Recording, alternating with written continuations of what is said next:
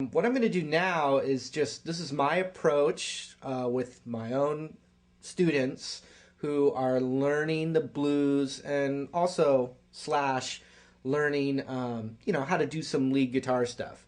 There's a few devices that I like to show, and I mean, it's almost like a guitar workout. You can do some of these things you can just do when you're watching TV or something just to get the muscle memory down. So it's not always necessary that you're sitting there, practicing all this stuff, which is great. But you can also just kind of do, almost like programming. You're programming your hands, and you're just getting more comfortable with, the repetition of all the moves. Okay, so we're gonna just, approach it from the A minor pentatonic scale.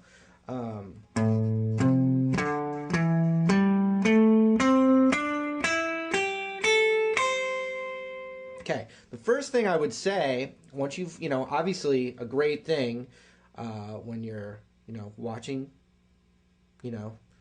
a show or a sports game, or you're waiting for your Pop-Tart to pop out, whatever, you can just over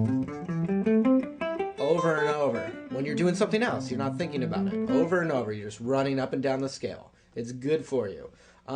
Something that gets a little more advanced is to alternate every pick. That's really hard to do. So what I would say for that is just take one string and just alternate picking on one string back and forth on two notes of that scale, like.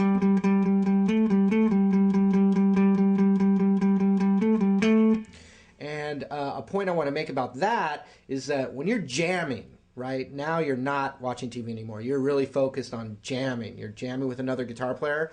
Don't worry too much about all the technical things you've been practicing. The technical stuff that you're practicing is exactly that. It's stuff you're practicing. When it comes time to jam and play, just play. Because the point is, we want to work on all that stuff in the background, so eventually it becomes so second nature that you're not thinking about the technical stuff. So when you're jamming, just jam. Don't try not to think too much about, the licks you have or anything. Just really be in the moment. Okay. Rewind back to things to work on.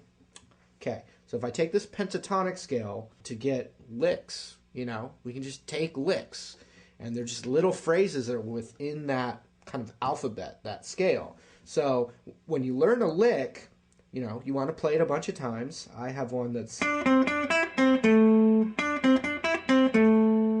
a little lick like that. What you want to do is practice going up and down the scale, and then try and put that lick in as you're going up the scale.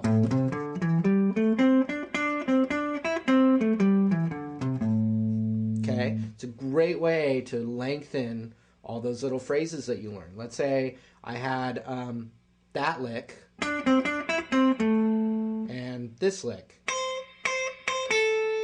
Okay, now I use the scale and try and throw those phrases in as I'm climbing up and down the scale.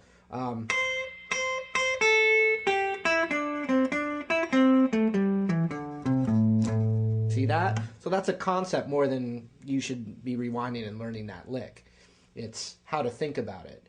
Little phrases and connecting it with just that scale that you've been practicing when you're watching TV.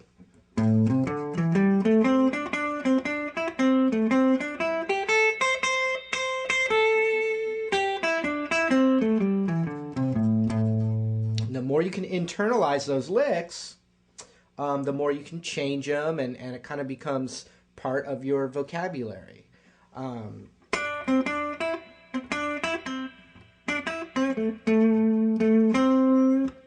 right?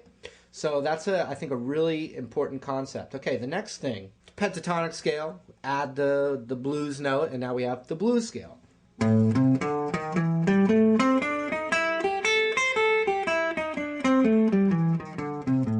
Same idea, connect the licks together, but now with the blues scale.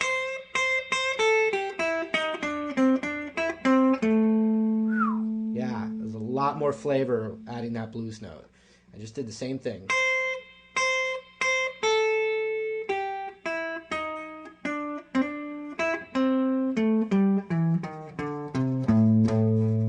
Right back down, okay?